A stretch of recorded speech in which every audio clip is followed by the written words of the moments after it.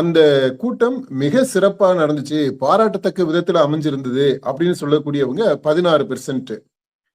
நல்லா நடந்துச்சு. ஆனா, இன்னும் கொஞ்சம் நேரம் எடுத்து விரிவா பேசியிருக்கலாம் அப்படின்னு சொல்றவங்க 21%. அடுத்து 18% வந்து இது பேருக்கு நடந்த கூட்டம். சம்பிரதாயமா நடக்கிற கூட்டம். இதுல ஒண்ணும் பெருசா நம்ம எதிர்பார்த்திருக்க தேவையில்ல. அது மாதிரி தான் இதுவும் நடந்தது. பெருசா ஒண்ணும் நடக்கல. It's a usual customary thing அப்படின்றது மாதிரி 18% சொல்லியிருக்கிறாங்க. இப்போ இதுல ஏமாற்றம், அதுவும் பெரிய அளவுல ஏமாற்றம் ஆயிடுச்சு.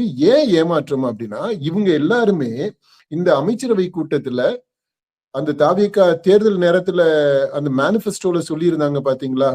மேனிஃபெஸ்டோல சொன்னது, அப்புறம் விஜய் அவருடைய பேச்சுல அங்கங்க அறிவித்தது, இது எல்லாத்தையும் வச்சுக்கிட்டு பெரிய எதிர்பார்ப்புல இருந்திருக்கிறாங்க. ஏதோ பெருசா நடக்கும், சொல்லுவாங்க நமக்கு நற்செய்தி கிடைக்கும்ட்டு.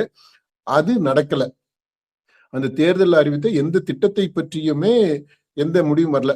திட்டம்னா அதாவது இவங்க எதிர்பார்த்தது என்னன்னா, மானிட்டரியா பண ரீதியாக, பொருளாதார ரீதியாக பயன் கிடைக்கும் அப்படின்றது மாதிரி எதிர்பார்ப்பு இருந்திருக்கு. நம்ம பேசும்போது அதைத்தான் சொன்னாங்க. இப்ப நாங்க வந்து அந்த 6 சிலிண்டர் கிடைக்கும் அப்படின்றது அதை பத்தி ஏதாவது அறிவிப்பு வரும்னு பார்த்தோம். அப்புறம் இந்த 2500 ரூபாயை பற்றி பார்த்தோம். பெண்களுக்கு பஸ் தமிழ்நாடு முழுக்க எந்த பஸ்ல வேணாலும் போகலாம்ன்றதை பற்றி ஏதாவது இதுல ஒரு திட்டத்தை பற்றியாவது ஒரு அறிவிப்பு வரும் அப்படின்னு எதிர்பார்த்தோம். ஆனா எதுவுமே நடக்கல அப்படின்றதுனால பெருத்த ஏமாற்றம் 43% சொல்றாங்க. இந்த 43% தான் ஒரு கணிசமான எண்ணிக்கையா இருக்கு.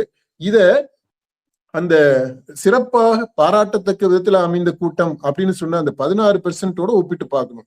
அதாவது இவருக்கு எத்தனை பெர்சென்ட் மக்கள் வாக்களித்தார்களோ அவங்க இப்போ இவருக்கு ஆதரவு தெரிவிக்கிறாங்க. அதுலயுமே கணிசமானவங்க 21% ஒரு கண்டிஷனலா ஆதரவு தெரிவிக்கிறத நம்ம பாக்குறோம். இந்த 16% என்னன்னா அவருடைய ஹார்ட்கோர் ரசிகர்கள், நடிகர் விஜயினுடைய ரசிகர்கள். நம்ம பார்த்தோம், அதாவது டிபாப் 1ல பார்த்தோம், 2ல பார்த்தோம், 3லையும் பார்த்தோம், இப்ப 4லையுமே அந்த பேட்டர்னை பாக்குறோம்.